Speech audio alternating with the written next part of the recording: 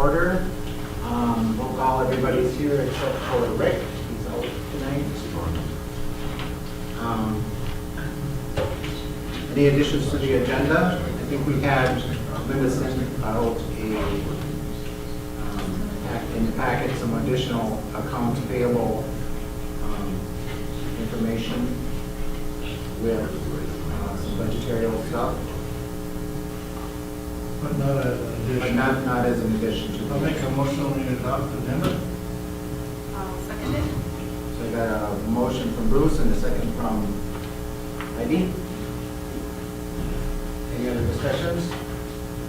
Hearing none, all in favor signify by aye. Aye. Opposed, same sign, and carried.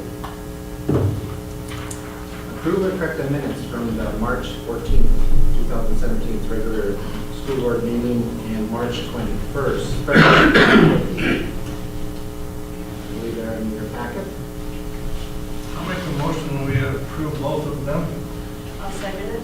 So I got a motion from Bruce and a second from Cheryl. Any other further discussions? Just one quick thing. I thought it was really cool in the second one was a list of all the people that were at that meeting. So did we get final count? Maybe we were actually 150. Yeah, very impressive. Cool. All right, all in favor signify by aye. Aye. Opposed, same sign, and carried. Financial reports.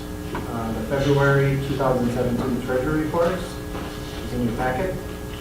Bob? To tell you the truth, Joan and I kind of looked through things today, and right now, it just seems to be running the way it's supposed to go. Finding new dollars somewhere? Yeah, there was nothing about growing a money tree.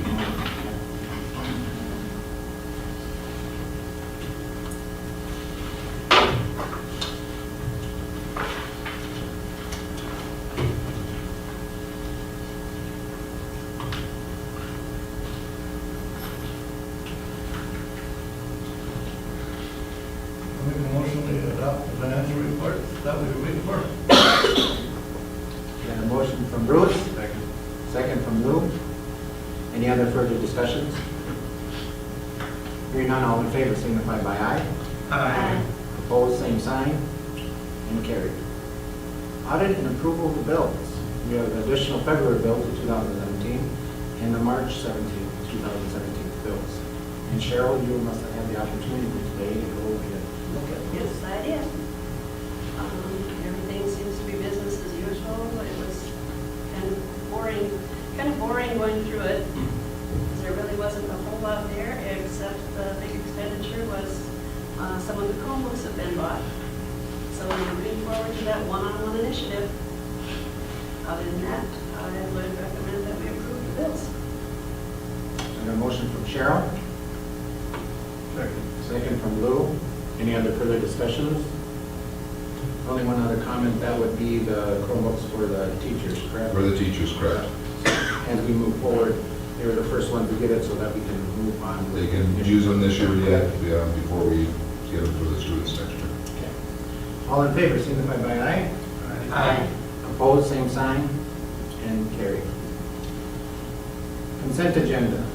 We have one under the consent agenda, and that is review and consider approval of accepting the following donation: $506 from Land O'Lakes Foundation to the Bulldog Community Lunch account, and then there's $506 from the Paynesville Farmers Union Co-op Oil Company to the Bulldog Community Lunch account. And that's a matching account from the first one. Oh, okay. So the first one donated the same amount that Farmers Union donated, so. Okay. So, do you know who drove this? Farmers Union or, I'm guessing Farmers Union did because they're local. Did they come and drive It it? was, well, Land O'Lakes was the matching account, so all the Land O'Lakes and Farmers Union with this piece that they have with them, what they donate the Land O'Lakes with. No. So in fact, I can just pass this on to the board, that's kind of a letter that Land O'Lakes sent us.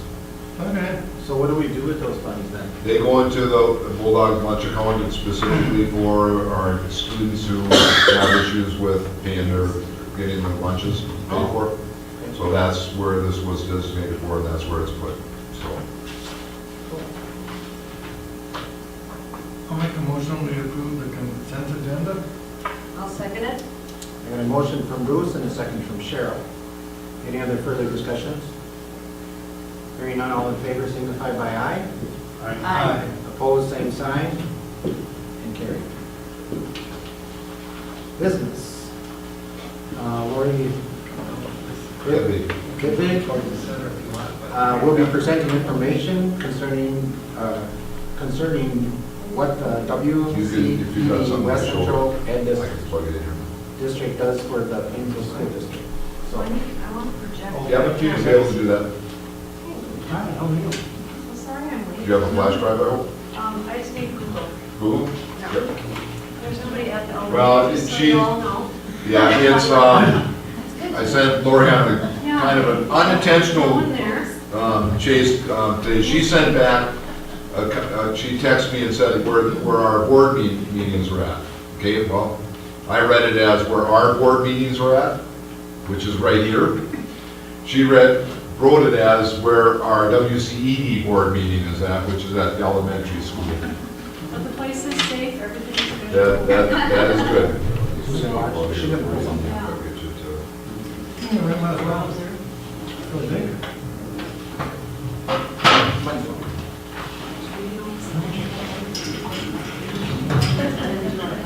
Yeah, sorry about that, Lori. I read it real fast and responded back.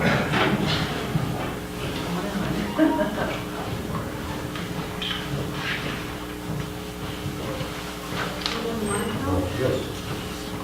Well, you won't have an account here. You can get it from here, Bob. Huh? You can get it from here. Just go in as log in as another To account. have her log in? Yep. Okay.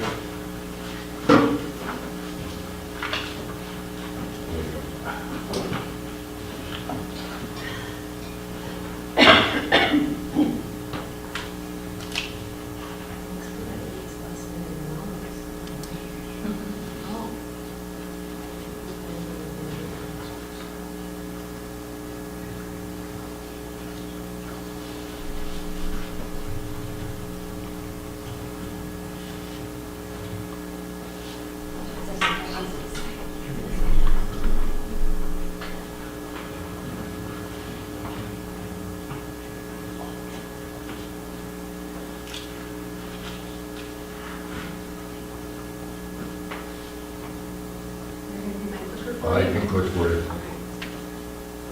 No, I'm not good at directions, but I think I can hit the clicker right. Redeem yourself. Yeah, that's right. It's my only hope now. Okay. Sounds good. Okay, so hi, thanks. Now you all got resituated and are ready. So, Would you mind using the mic, or just so that, because we do televise it?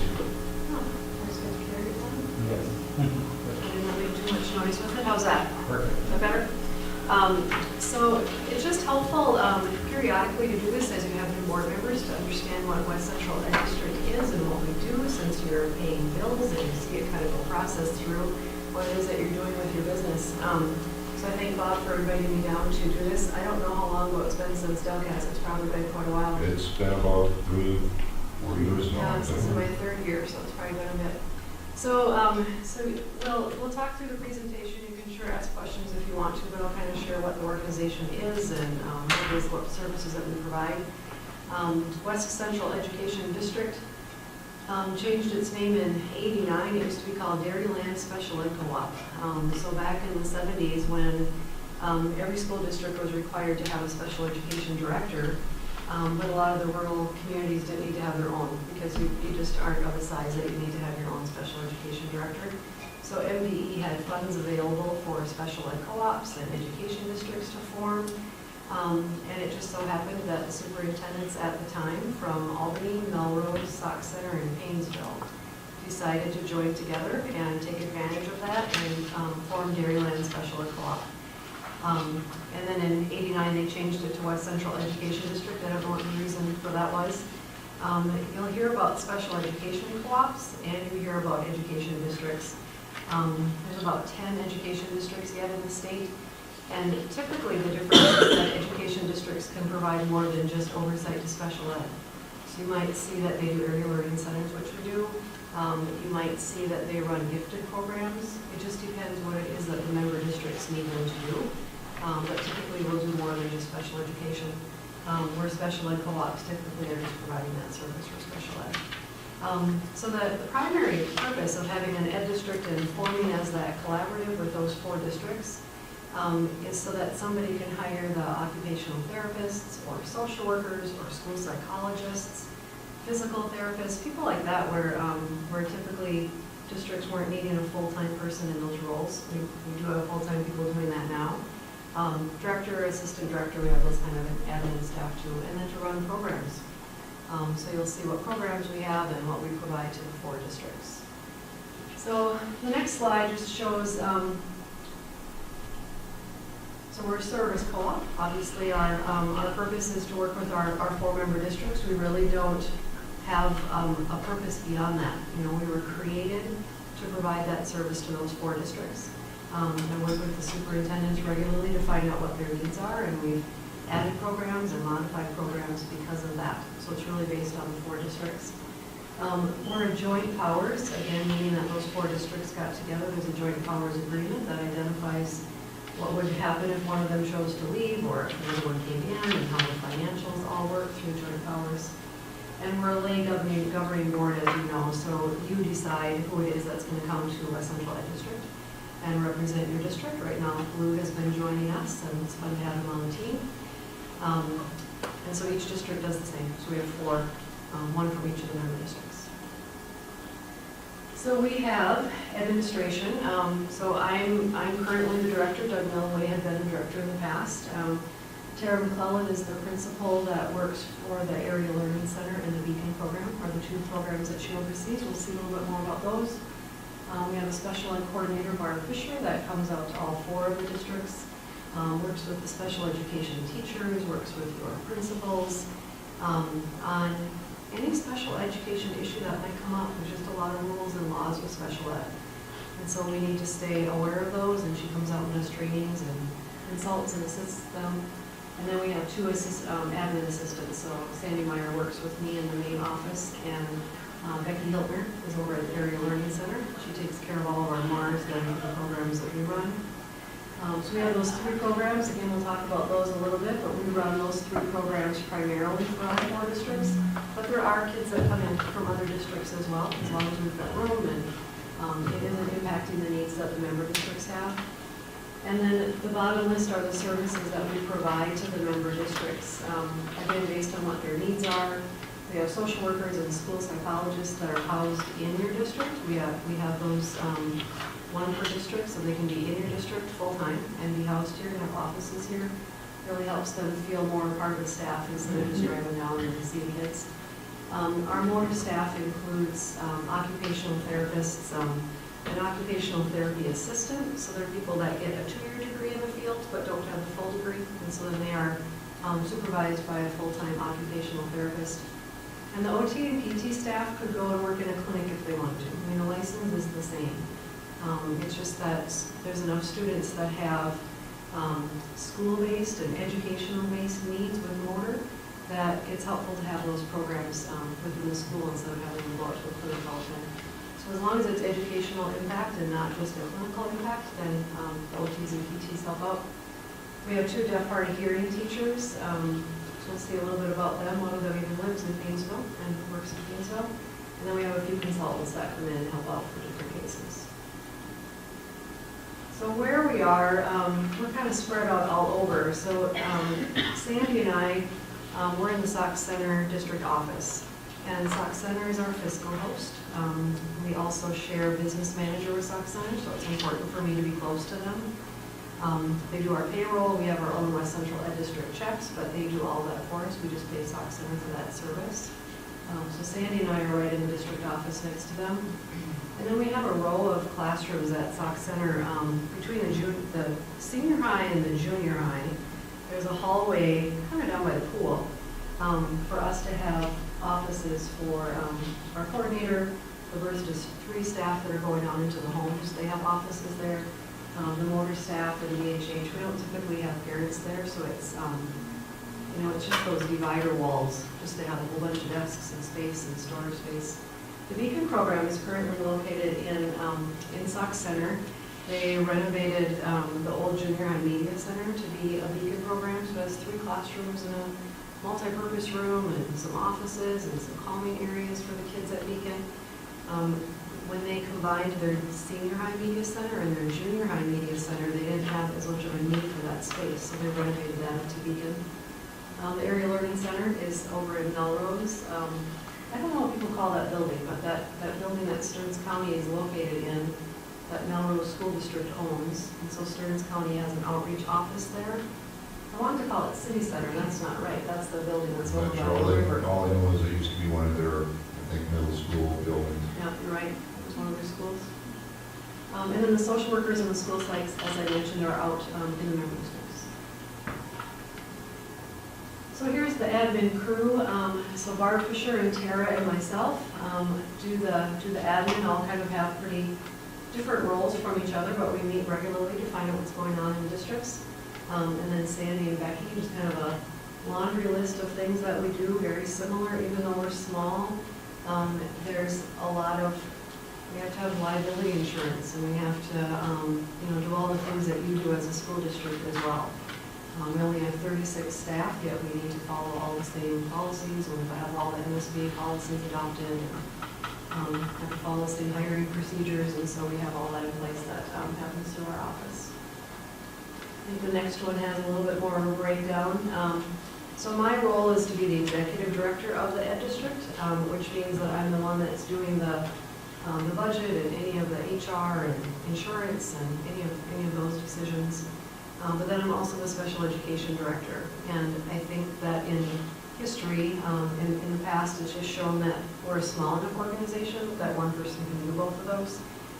It's pretty unusual. In most places that are bigger, they would have one person that would be the executive director, and then somebody else that would do special ed.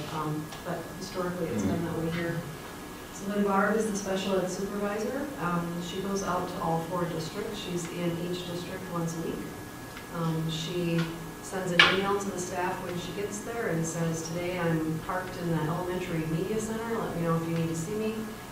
She'll work on emails or work on things that she needs to work on, and if teachers need to see her or not, she's still available. In Paynesville, she takes turns between elementary and secondary, so people are available. She's available to staff. So she does that in all 5 districts, and then also is responsible to assist with special ed at ALC and Beacon, so really to all 5. She has about 100 staff, really, that turn to her that she works with. And then the administrators also go to her for the first line of questioning. Tara, I mentioned, is the administrator for ALC and Beacon. And then she's also doing any of our staff development. So she's doing the TD&E for our staff, again, with it only being 36 people. And that cycle being every 3 years. There aren't that many that are up each year. Sandy works in the main office, I mentioned, with me. She helps out with the third-party billing that we do for the districts and EDRS, so she definitely has a connection with Joan and works with the district closely as well. And Becky works over at the ALC and takes care of Mars. So here's the Birth to 3 crew. So we have Wendy Hagel is a full-time teacher. Sarah Poltvet is a full-time teacher. Angela Arsenault is in the middle. She's 50% with us and 50% with Sauk Center as an early childhood teacher. Jeannie is half-time speech with us and half-time with Sauk Center. And Terry Rowe is a full-time speech clinician. So they are very busy going out to homes, working with kids. From birth, they've actually received referrals on kids before they're born. From doctors and from parents that know that the student is going to be born with significant disabilities. They get a lot of referrals from doctors and from daycares, possibly parents if they're aware that there's a concern. So they're going out to the homes in all 4 districts and doing evaluations and qualifying students for service. If they have any of the occupational therapy or physical therapy or any of the other needs, they go out to the homes as well. So it's hard to have a pretty high caseload because you're doing an awful lot of driving and connecting with families. So we have 2.5 teachers and 1.5 speech clinicians that take care of those kids. And once they turn, you can turn it, Bob. Once the kids turn 3, they come to your school. And so we assist the student in that transition to come to your preschool program. I think we can go one more too. And this is the Beacon program staff, so they're having fun. We used the fish theme as our kind of motivational kind of theme for the year. So we've got the fishing bowls and we're having fun at our welcome back in the fall. So the Beacon program that's located in Sauk Center has really grown to the point that we have kids grades 1 through 12 right now. And not of all those grades, there's about 12 students there right now, although quite a few are transitioning.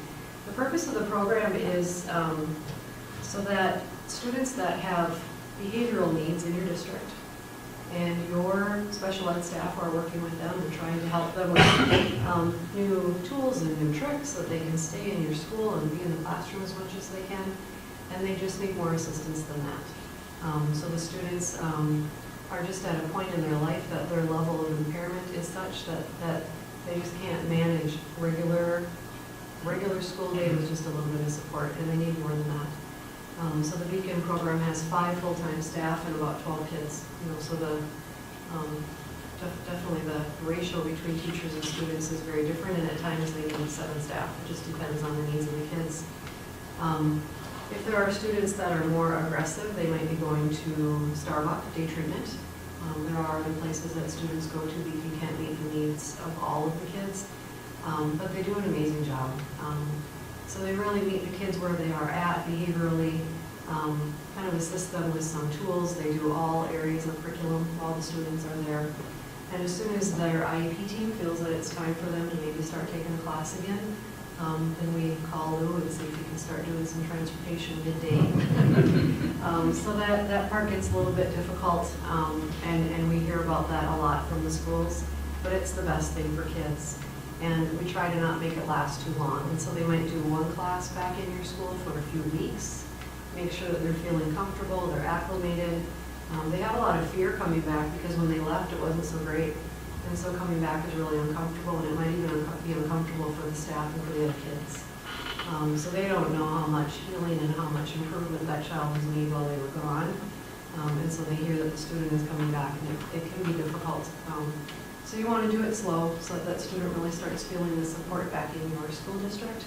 So we'll start out with a class, and then they might do 2 classes, and if that's going great, eventually they just jump to full day. But really want to get them back to the mainstream as quick as we can. It might be a year before they start taking classes back again. Some students don't ever take class back. Their best placement is being at Beacon or being at the Area Learning Center. And there's kids that can take mainstream classes but then still end their day at Beacon, and they can graduate that way, and that just meets their need. So that's been a great program. And then, all right, so that's what I just said. So then the Area Learning Center that is in Melrose that we talked about, they are, the purpose of Area Learning Centers grades 9 through 12 is to provide an alternative education for kids that don't fit into regular education. So they come to a traditional school, and for numerous reasons, it just is not the right fit. They need, again, maybe that smaller class size, maybe more individual, maybe more connections. Their level of impairment or their difficulty isn't at the point that they would need to go to a Beacon, but they just have a difficult time being successful in regular school. So most of the kids that go to our Area Learning Center, there's usually about 40 kids there. And it's mainly from our 4 districts. There are some that come in from other districts, but typically it's our 4 districts that are going there. They don't do any of that mainstreaming back business. Usually once they come to the ALC, they stay there and they finish there. So Tara, who's the administrator, has worked with Lori Flora on what Paynesville's credits are. And the kids that are in Paynesville work on the same number of credits that the kids that are here need. And so they end up getting a diploma from Paynesville. So ALC doesn't do a diploma, they end up getting a diploma from their member district. And then we do also have what's called a mid-level program, and that's if there are students that are, it can be 6th grade if you have a middle school, otherwise it's typically 7th and 8th graders. The theory behind a mid-level program is that it's a student that is they're at risk of not making it with their class, but with a little bit of a boost they maybe can. And so if they come to the ALC for a bit and just get caught up and just get a little bit more confidence, that then they can go back. And so you're not necessarily working on graduation requirements as much with them as you're working on some of those soft skills and study skills and things that they need to do to get better. That program has had barely any kids in it these last few years. So I don't know if school districts are just doing a better job of meeting the needs of that population, because most of the kids are the 9 through 12 that we currently have at the ALC. And then because we have that mid-level program, you are able to have targeted services in your district. The only way that you can do targeted services and claim that extra ADM on kids and have more than 1.0 is because you're connected with us and we offer a mid-level program. So those targeted services are just a downward reach from that mid-level so that you can provide services to kids that are maybe 4th grade, 5th grade, that need a little bit of a boost. So in order to get the revenue for doing those targeted services, we have to keep our mid-level open. Even if there aren't kids in it, we have to keep it open because that's the connection for those two. And then they offer night school. They do some online and independent study maybe for kids that their graduating class has already passed. So they do a little bit of online and independent study. They do night school and they do summer school. That's really about credit recovery. So if a student goes to ALC during the day, while they're there, they're doing regular curriculum that they should be doing. But then if they have credits that they need to catch up on, they do night school or they do summer school. So they can kind of stay on track during the day and then use that extra time to be doing their good school and do credit recovery.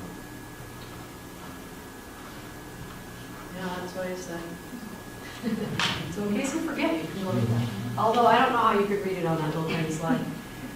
So this is the social work and school psych slide. I combine them on one just because most people know what school social workers and school psychs do.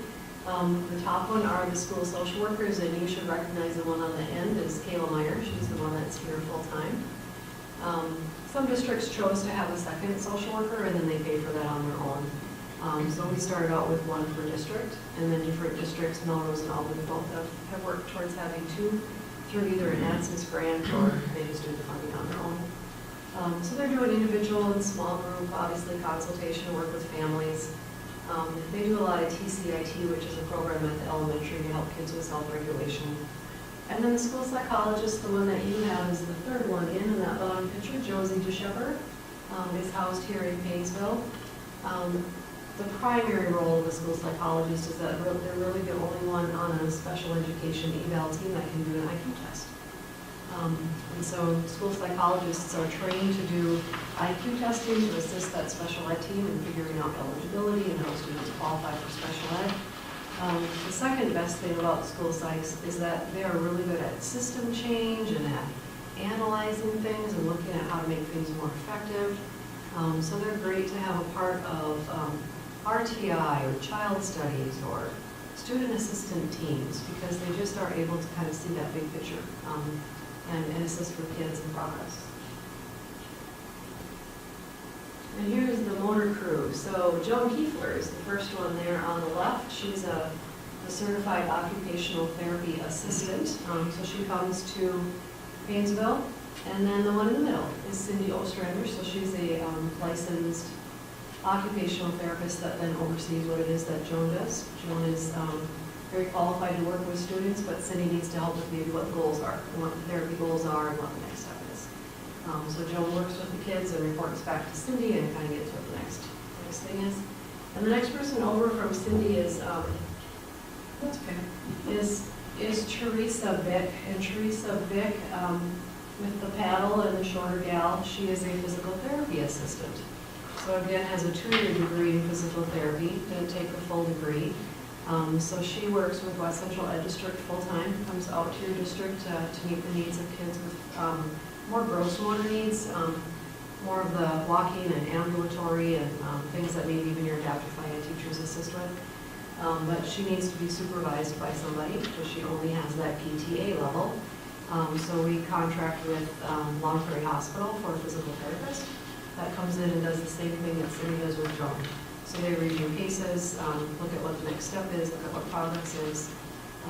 So we just do that through Long Prairie. And then the others work in the other districts. Deaf, hard of hearing. So we have 2 teachers. Michelle, that's here, is the one on the stay on the right for you. So she lives in Paynesville. Her husband is the nurse. So you might recognize the name Thorsten, is his name Josh. So they're a little bit different than all the people that we just got done talking about because they're actually teachers. So when they qualify students that are underneath deaf or hard of hearing, usually it's hard of hearing. We don't have that many kids that are truly deaf that need an interpreter and do sign language, but some of them are close. But they can then actually do the reading instruction and the math instruction and assist the students. They can do that through special ed as well, but because their needs are so different, you know, they don't need help with reading because they have a learning disability. They need help with reading or with instruction because they're having a difficult time hearing it. Sometimes students that are deaf and hard of hearing spend so much time listening that then they have a hard time with the concepts. So they're able to really fill in the gaps for them. So it isn't that they aren't learning it, but just need a little bit of help. So they actually do teaching with the kids who come to your district. That page. So then other people that we turn to regularly, Maria Waller, I mentioned, is the business manager for Sauk Center. And West Central Ed District then pays for 15% of her time to also do West Central Education District business management. So she takes care of our purchase orders and our purchase requisitions and our hand payables and does all of that for us, along with helping me with the budget and that part. Terry Thompson is payroll in Sauk Center, also does our payroll. Glenn Hoppy, if you ever meet him, you'll remember, he's just a character and a neat guy to meet. There are very few vision teachers, so if you know of anybody that doesn't know what they want to be in when they grow up, tell them to be a vision teacher. They could get a job pretty much anywhere. There's just a handful of vision teachers left in the state. They're all retiring, and nobody else went into the field. It's a hard field to get into. There aren't a lot of colleges for it. So there are districts right now that have students that are visually impaired, and they do not have a Glenn Hoppy. And they are having complaints filed against them, and they are getting in trouble legally, and the directors are saying, bring it on. Because if you can help us make this public and find a vision teacher, we would love it.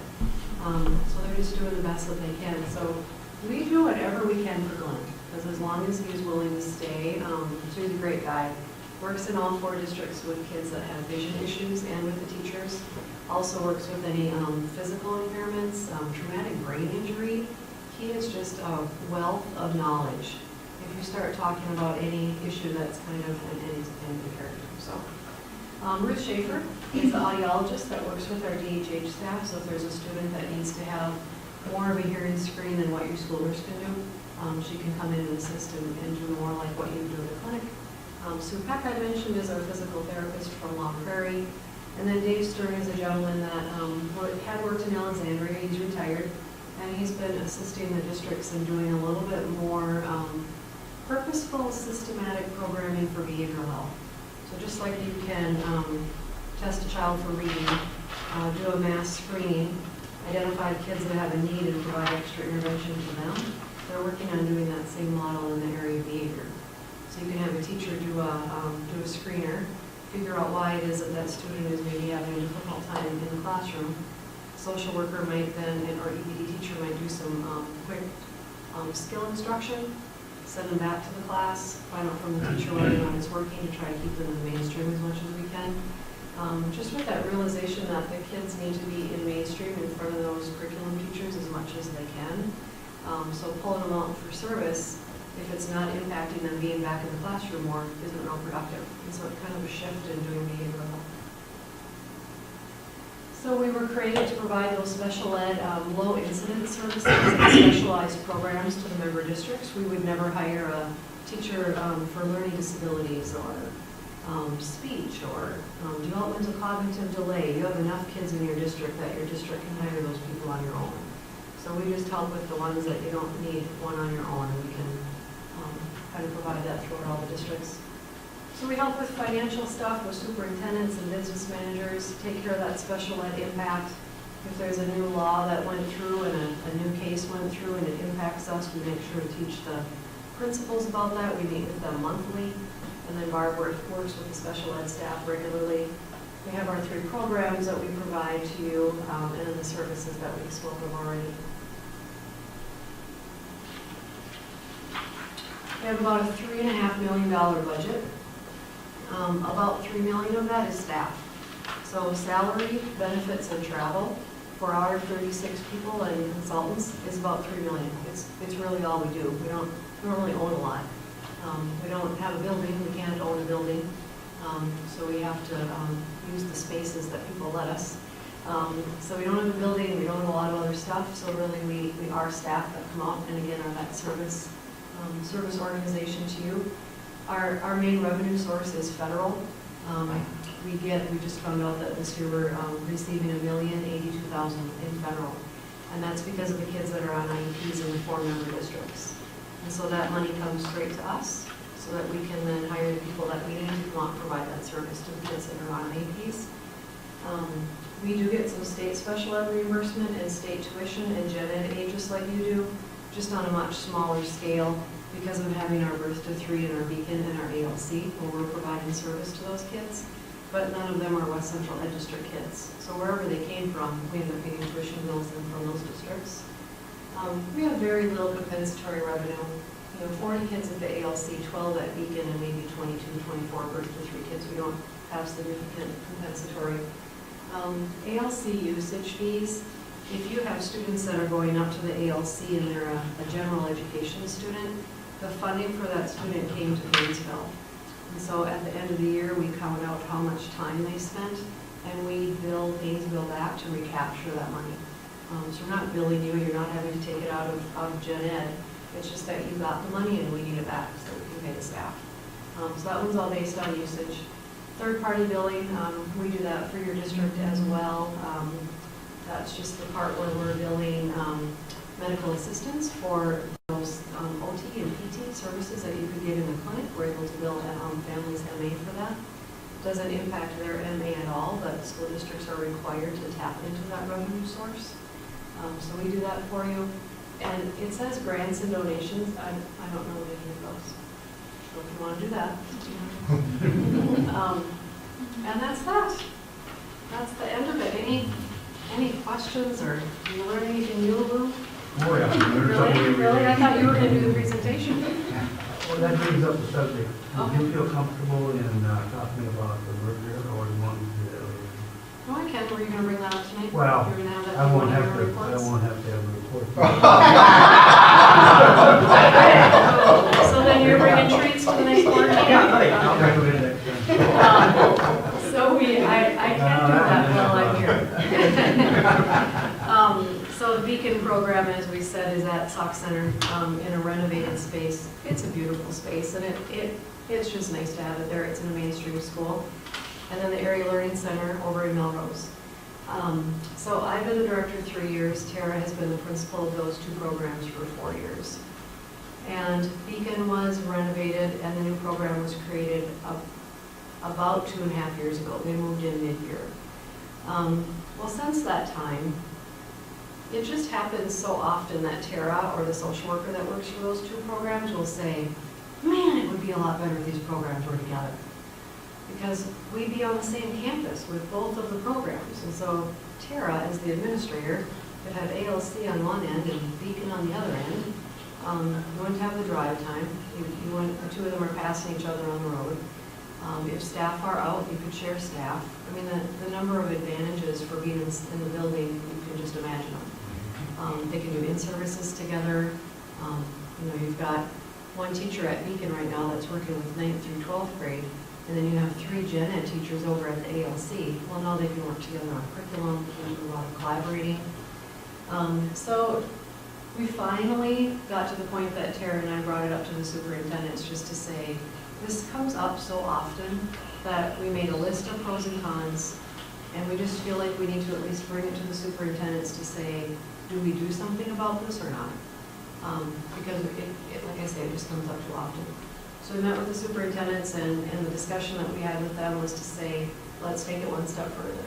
And let's find out how it impacts Sauk Center, because that would be a loss of rent for them, because we're in their space and obviously pay rent for that. What does it mean for Melrose to have more space and do some renovating over at the ALC for us? What does it mean for us long-term? We do have a lot of kids that are going to other programs that perhaps if we are able to expand in that building, Stearns County is currently in there, but could we do something so that kids don't need to go to Starbucks and go to other programs? Could we meet the needs of some of the students that need autism programming perhaps? The other issue that many of the districts have had, and I don't know that you have as much recently, but if a student is at Clara's house or at another program, Children's in St. Cloud, not Starbucks as much, but they don't do a transition back to you. They just say on Wednesday, you're going to have your student back on Thursday. And they might even nowadays, because kids' needs are just more intense, they'll say they're coming back tomorrow, they can't be in a mainstream classroom, and they need a one-on-one. Like, well, you can't do that tomorrow. The school district doesn't have a room for it, you don't have staff for it. So it's been happening enough lately that Tara and I started talking about maybe if we did put the programs together, we could do kind of a triage program. And potentially you wouldn't need to hire staff for it until those kids came. We have connections with all 4 districts' retired special ed teachers. So let's say we all of a sudden have a kid that needs that triage. We could call up one of our retired friends and say, hey, you want to come work for a little while?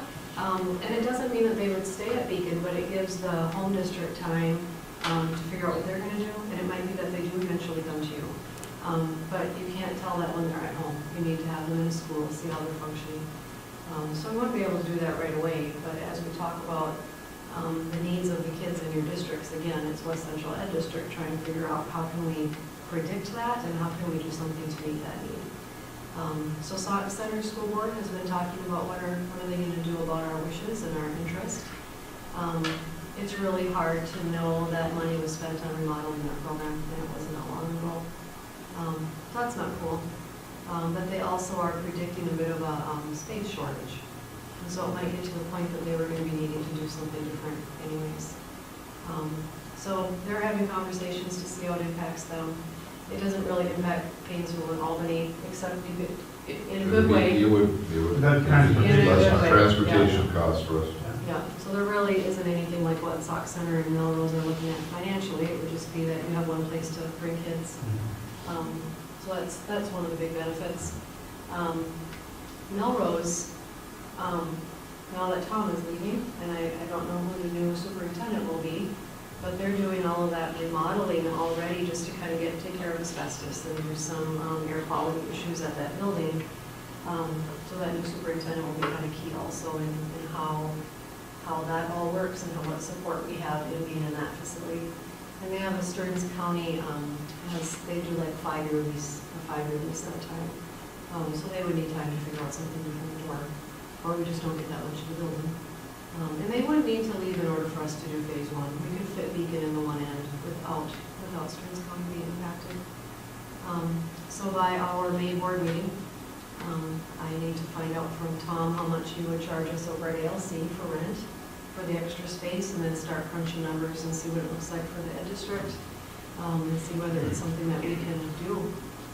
Sauk Center Superintendent Pat Westby had a great comment at the board meeting.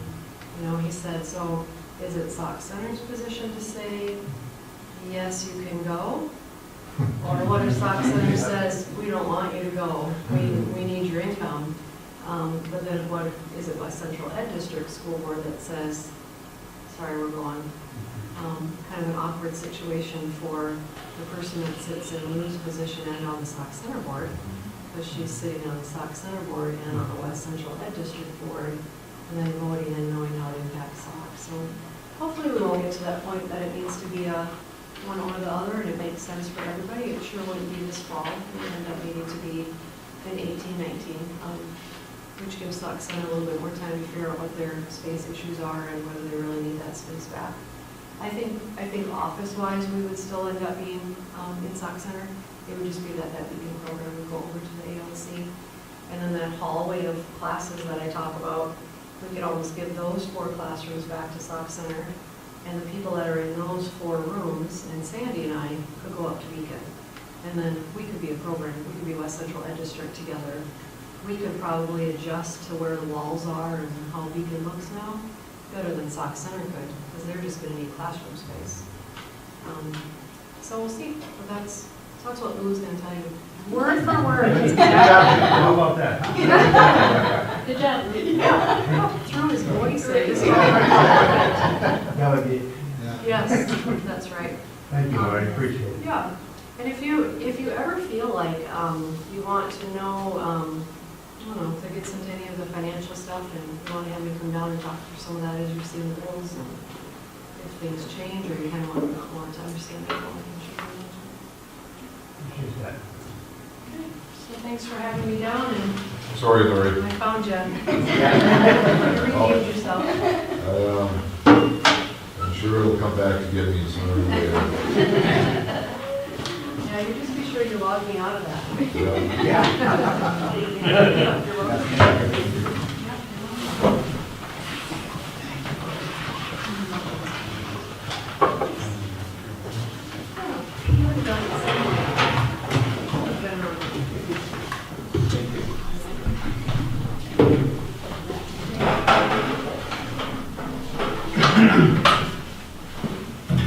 Well, that was enlightening. It's always a pleasure to listen to these reports, year after year on how things have been changing and how kids are impacted, especially in the special needs areas and stuff like that. It's just, we couldn't do it ourselves. No, we could not. So this is probably the next best thing that we could have for. West Central has worked very well together with all the members. It's surprising that it's not bigger than what it is. I mean, with the other school districts that are around it. On occasion, there is discussion of that. Because it's such a great thing. I mean, you just look at some of the other neighboring schools that, I'm sure are doing something, but we're fortunate to have a foresight back in the day to join this district, so. Okay. All right, we're gonna move on to personnel. Review and consider approval of the resignation request for Beyonce Henson, preschool readiness assistant, effective April 5th, 2017. Other pieces other than this resignation. I'll make a motion. We got a motion from Heidi, Second. second from Cheryl. Any other further discussion? Hearing none, all in favor signify by aye. Aye. Opposed, same sign. And carried. Informational reports. We use CDD report. Lou did that very well. Good job, Lou. Thanks, appreciate that. Staff Development Committee. Heidi White. We met on March 2nd. We discussed budget requests, the one-to-one initiative, also some discussion about the 2018-19 calendar with regard to staff development days, and then also the tech day at Ricori for staff in August. So That's pretty much it. meeting. Okay. Number 3, which would be the teachers' negotiation. Bruce Vanderpool. Well, we're still working on it. I believe we're gonna have a little bit of a delay right now, because we were kind of waiting for the governor to get some of his stuff in a row, if I recall correctly. I think that would be accurate. And so as soon as we have an idea of what the governor's gonna do for a budget, then I think we'll get back together. We've actually gone over quite a bit. I think we accomplished a lot already. We've had quite a bit of discussion. It's mainly language that we're talking about right now. All right. Thanks, Bruce. Facilities and Equipment Committee, Cheryl. Actually, I didn't make that meeting, I was ill. Yeah, so just Dylan, we're really working on the 5-year plan for capital and the 10-year plan for long-term facility maintenance. It's just about done now. I've got to make a couple of adjustments, and I think I'll take it to our finance committee, and then it will come to the board. So we've just about put it all together at this point. Committee and Advisor Committee, that was myself. I did not make it either to that meeting. Right, we need to invite you if you're going to be there. Well, we did, it's just a regular meeting that we had. We talked about how things are going right now, how many people have taken part in the opportunities that the community ed offers. We talked about the fitness center, how many people are members there, and then spend time on the community ed brochure for the new classes coming up in the summer. Those are the main things. Technology committee, myself, I don't believe we had met since the last meeting. I think it was just because it was quite a ways back there, but I think it was just to finalize really the one-to-one and answer any questions that we had for that. Administrative report. Not too much. I just guess I would like to thank the community for the great turnout that they had for the special board session where we looked at for the community input.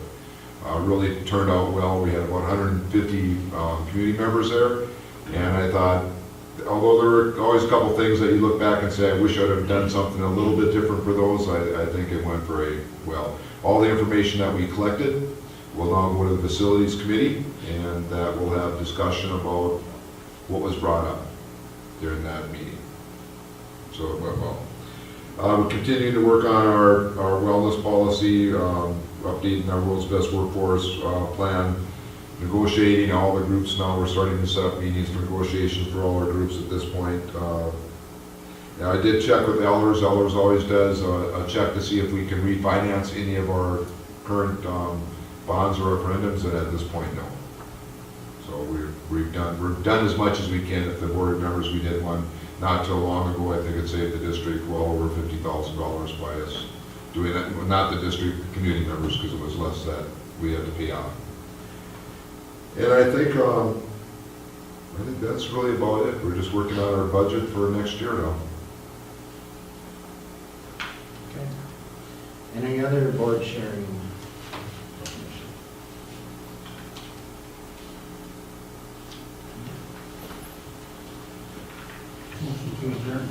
Okay, we have a motion from Lou, second from Lewis. Any other further discussions? Hearing none, all in favor signify by aye. Aye. Opposed, same sign, and carried. Meeting is adjourned.